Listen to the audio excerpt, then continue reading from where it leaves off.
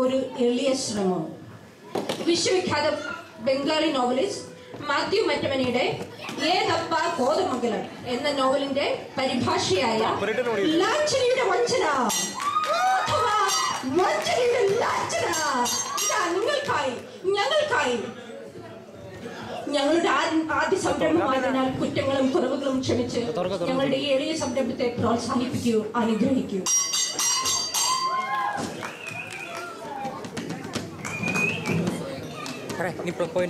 ഇത് പ്ലേ ചെയ്യാനുണ്ടോ? ഇല്ല ഒന്നുമില്ല.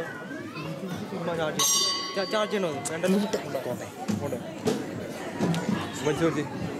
എടാ കെട്ട് വിളിച്ചാൽ മതി. അതായിരിക്കും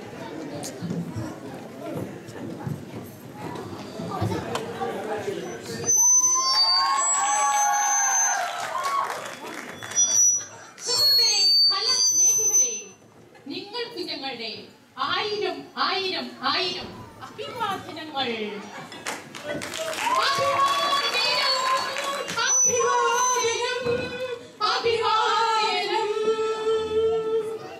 കഥ ആരംഭിക്കുന്നതിന് മുൻപായി നിങ്ങൾക്കായി പരിചയപ്പെടുത്താം.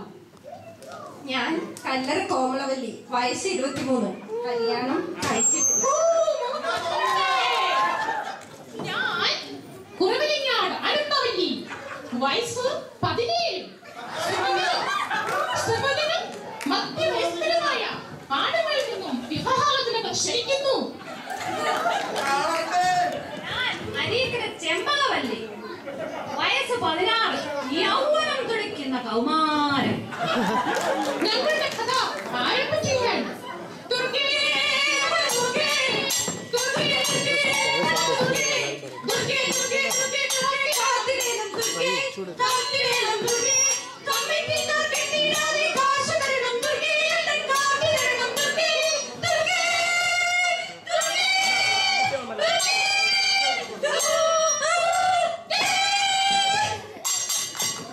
സുഹൃത്തുക്കളെ, കഥ ആരംഭിക്കുകയാണ്. അതിനു മുൻപ് 5 നിമിഷം ഇടവേള.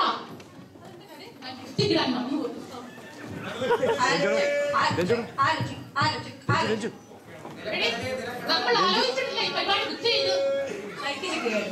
ഓ അങ്ങനെ. എടി, എനിക്കുള്ള തക്കാളിയും സോഡയും ഒക്കെ റെഡിയല്ലേ?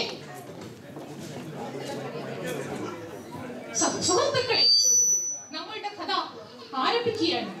അതിനു മുമ്പ് ആമുഖമായി ഒരു വാക്ക്.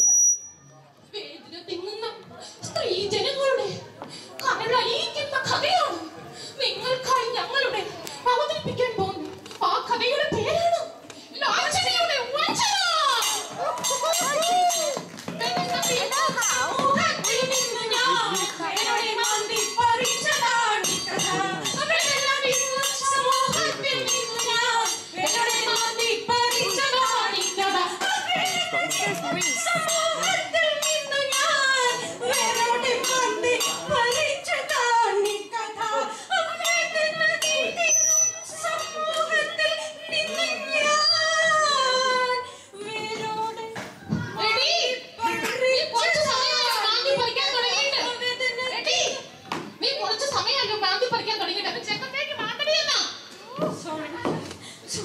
സുഹൃത്തുക്കളെ, കഥ ആരംഭിക്കുകയാണ്. അതിനു മുൻപ് എന്നെ കുറിച്ച് ഒരു വാക്ക്.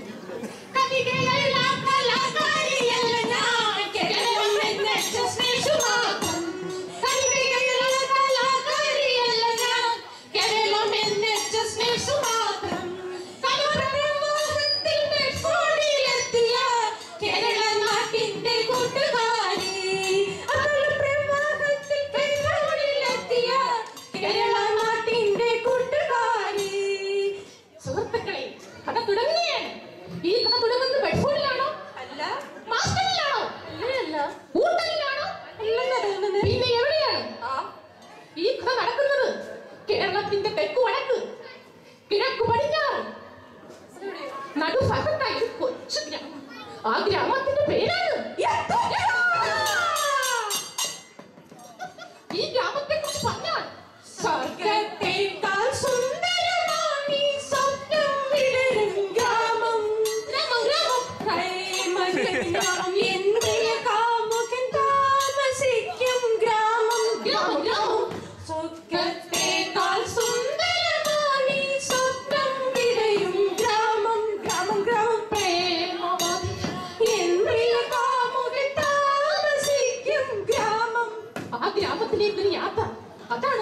കഥയുടെ ആരംഭം.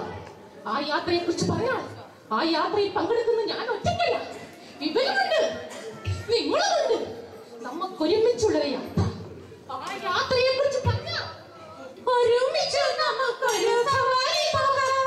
ഒരുപാട് നാളുകൾക്കപ്പുറത്തേക്ക് ഒരുമിച്ച് നമുക്കൊരു സവാരി പോകാം. ഒരുപാട് നാളുകൾക്കപ്പുറത്തേക്ക് ഒരു പൈസ ചിലവില്ല, ഒരു വിടുപ്പും മനമില്ല, കേവലം ഒരു ഭാവനത്തിൽ ചിറകുമതി. ഒരുമിച്ച് നമുക്കൊരു സവാരി പോകാം. ഒരുപാട് നാളുകൾക്കപ്പുറത്തേക്ക് ഒരു പൈസ ചിലവില്ല, കേവലം ഒരു ഭാവനത്തിൽ ചിറകുമതി. ഒരുമിച്ച് നമുക്കൊരു സവാരി പോകാം. നീ എങ്ങോട്ടാ യാത്ര പോകുന്നേ? ചന്ദ്രനിലോട്ടൊന്നും അല്ലല്ലോ. സുഹൃത്തുക്കളെ, കഥ തുടരുകയാണ്. നമ്മൾ ആ ഗ്രാമത്തിലെത്തി.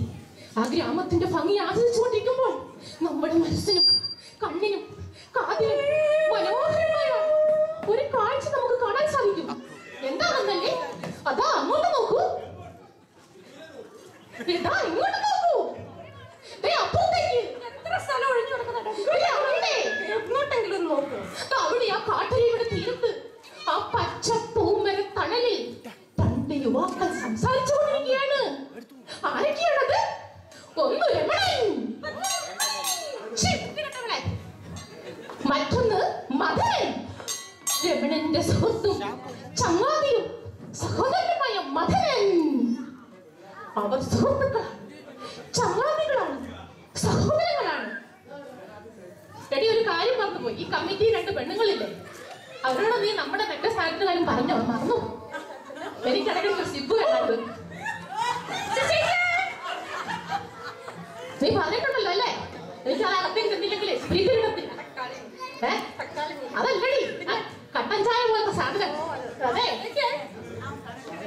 ഉണ്ടല്ലോ അല്ലേ? അപ്പൊ നമ്മുടെ കഥ ആരംഭിക്കുകയാണ് സുഹൃത്തുക്കളെ.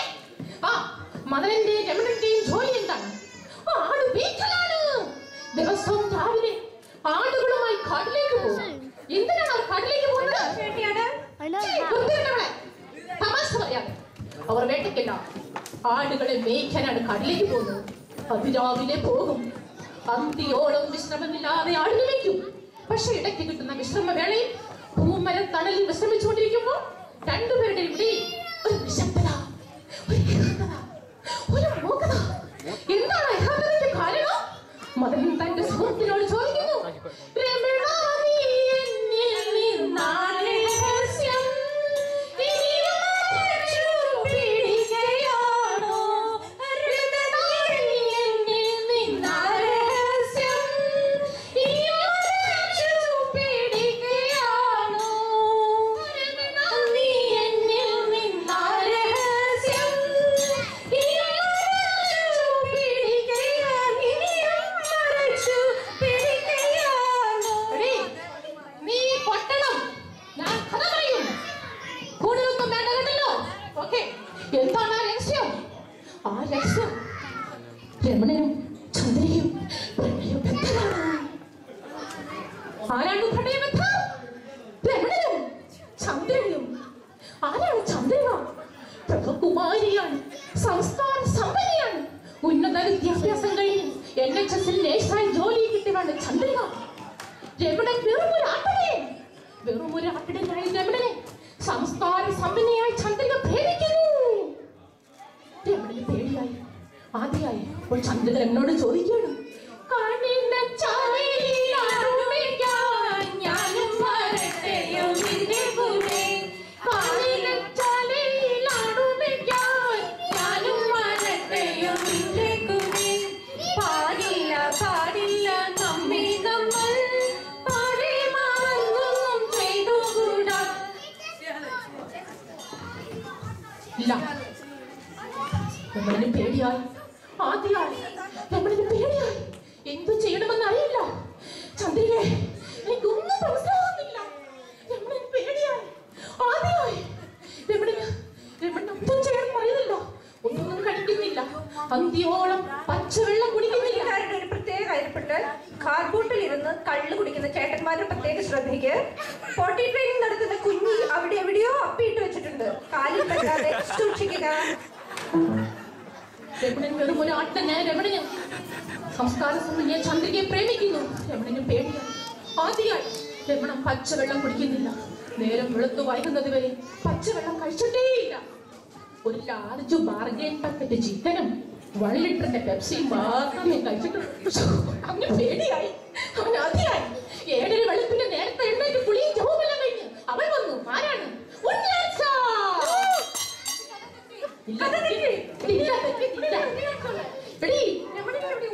നീ രമണന്റെ കഥയല്ലേ പറയുന്നത്? നീയല്ല, ഞാൻ പറയുന്നത്. രമണന്റെ വല്യമ്മയുടെ മൂത്ത മകന്റെ മകളാണ് ഉണ്ണിയാർച്ച. ആരാണ് ഉണ്ണിയാർച്ച? പുത്തൂരം വീട്ടിലെ കണ്ണപ്പനയുടെ മകൾ ഉണ്ണിയാർച്ച. ആരോമച്ച അവരുടെ പൊന്നോമന പെങ്ങൾ ഉണ്ണിയാർച്ച. അങ്കക്കളറിലെ 18 പറ്റി തെളിഞ്ഞ ഉണ്ണിയാർച്ച. അവളുടെ സമയത്തെ കുറിച്ച് പറഞ്ഞ പെണ്ണാണ്. ഞാവൽ പഴത്തിന്റെ ശേലാണ്. കണ്ണോളാണ്. കണ്ണിനുള്ള കറുപ്പാണ്. അതിന്റെ ഉള്ള വെളുപ്പാണ്. അത്രയ്ക്കും സൗന്ദര്യതാപമായിരുന്നു ഉണ്ണിയാർച്ച. ഒരു ദിവസം രാവിലെ കുളിച്ചു കുറിയും നാമജപവുമെല്ലാം ഉണ്ണിയാർച്ച അച്ഛനായ കണ്ണപ്പൻ ചെന്നുള്ള മുറിയുടെ വാതിൽ. അച്ഛൻ കണ്ണപ്പൻ ജോഗവർ വാതിൽ തുറന്നു. അതാ നിൽക്കുന്നു സുന്ദരിയായ മകൾ ഉണ്ണിയാർച്ച. എന്താ അച്ഛ ഇത്ര നേരത്തെ? അച്ഛാ, എനിക്ക് പോകണം. എവിടെ? അയ്യപ്പൻ അല്ലിമലക്കാവിൽ കൂത്തു കാണാൻ. അയ്യപ്പൻ അല്ലിമലക്കാവിൽ കൂത്തു കാണാൻ. എന്ത്? അച്ഛൻ പറഞ്ഞു പോകരുത്. പക്ഷെ ഉണ്ണിയാർച്ച പോകാൻ തീരുമാനിച്ചു. അപ്പോൾ അച്ഛൻ പൊട്ടിക്കരഞ്ഞു. അച്ഛൻ വേദനകളുടെ അച്ഛൻ എന്ത് പറയണമെന്ന് അറിയില്ല. അപ്പോൾ അച്ഛൻ ഇങ്ങനെ പറഞ്ഞു. ഓമനയുടെ ഒരു ബ്ലൗസും മറ്റെന്തോ കൂടി കളഞ്ഞു കിട്ടിയിട്ടുണ്ട്. ഓമന തെളിവ് സഹിതം പ്രസിഡന്റിനെയോ സെക്രട്ടറിയോ സമീപിച്ചാൽ സാധനം തിരിച്ചു കൊടുക്കുന്നതായിരിക്കും. എടി, ആ കമ്മിറ്റിക്കാർക്ക് കൊണ്ട് വലിയ ശല്യാണല്ലോ. ഞാൻ അവളെ കൊണ്ട് കൊടുക്കും. എക്സ്ട്രാ കൗണ്ട് തരുമോ? അവസാനം കാശ് കിട്ടുമോ? ഉറപ്പാണല്ലോ. നീ ഒറ്റവർക്ക് കാരണമായിരുന്നു ചൊരിഞ്ഞിറങ്ങിയത്. ഓക്കെ, ഉണ്ണിയാർച്ച പോയി. സുഹൃത്തുക്കളെ, നമ്മളുടെ കഥ വീണ്ടും ആരംഭിക്കുകയാണ്. ഉണ്ണിയാർച്ചയെ കുറിച്ച് യാതൊരു വിവരവുമില്ല. ദിവസങ്ങൾ കടന്നുപോയി, മാസങ്ങൾ കടന്നുപോയി. ഏതാണ്ട് 9 മാസങ്ങൾ കഴിഞ്ഞപ്പോൾ അവൾ തിരിച്ചു വന്നു. അവൾ വന്ന് തനിച്ചല്ല സുഹൃത്തെ, അവളുടെ കയ്യിൽ എന്തോ ഒന്നുണ്ട്. എല്ലാവരും ആകാംക്ഷയോടെ അങ്ങോട്ട് നോക്കി. എന്താണത്? എട്ടും പൊട്ടും തിരിയാത്ത ഒരു ചോര കുഞ്ഞ്. ആ കുഞ്ഞാണ് കർണനോ? നീ ഉണ്ണിയാർച്ച മാറി, രമണം മാറി, നീ കർണനായോ? ഇവർക്കൊന്നും മനസ്സിലാകത്തില്ല. ഇഷ്ടമുള്ള സുഹൃത്തുക്കളെ, നമുക്ക് ആരംഭിക്കാം. കർണൻ ആരാണ്? സ്വസ്തി ഹേ സൂരി ഹേ സ്വസ്തി, സ്വസ്തി ഹേ സൂരി ഹേ സ്വസ്തി. മറ്റുള്ളവർക്കായി സ്വയം കത്തിയെരിയുന്ന സുസ്നേഹമൂർത്തിയാം സൂര്യ. സ്വസ്തി ഹേ സൂരി ഹേ സ്വസ്തി, സ്വസ്തി സ്വസ്തി. ആരാണ് കർണൻ? കുന്തി ദേവിക്ക് സൂര്യ ഭഗവാനെ ജനിച്ച കർണൻ. മഹാഭാരതത്തിലെ അത്യുജ്വല കഥാപാത്രമാണ് കർണൻ. കൊച്ചു കുട്ടിയെ അവൻ വളർന്നു ഒരു സുന്ദര കോമളനായി മാറി, ധീരയോദ്ധാവായി മാറി. അവനെ കാണുമ്പോൾ സുന്ദരിമാർ ഇങ്ങനെ പാടാൻ തുടങ്ങി.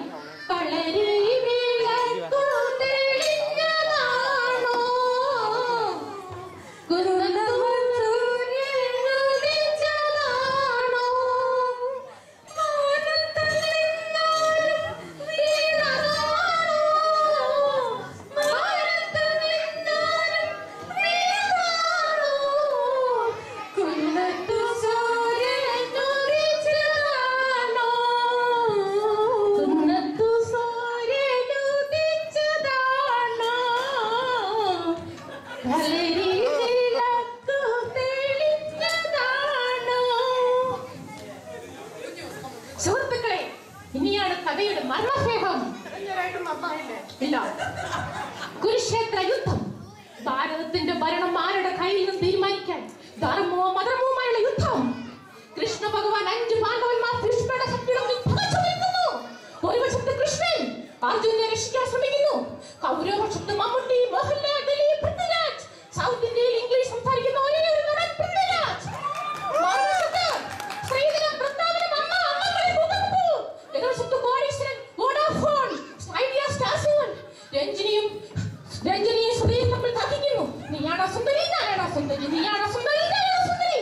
ജനങ്ങൾ ആകാംക്ഷപ്പെടുന്നതായി ഓടുന്നു. എങ്ങോട്ട്? ബൈജു ദേവരാജനെ കാണാൻ. എന്താണ് ശാലിനി പ്രസവിക്കുന്ന ആൺകുഞ്ഞോ പെൺകുഞ്ഞോ അറിയാൻ. ആകാശത്ത് പൊടിപടലങ്ങൾ നോക്കുന്നു. വെടിയുണ്ടയുടെ ശബ്ദങ്ങൾ, ബോംബുകളുടെ ശബ്ദങ്ങൾ പ്രകടമായി.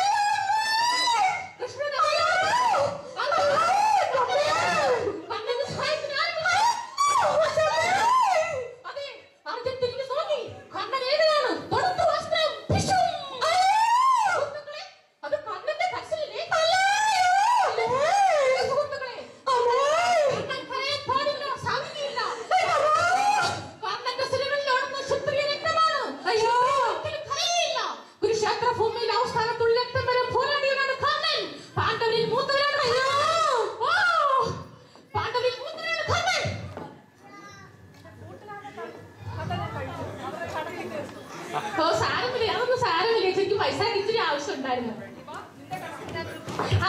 നമ്മുടെ കഥ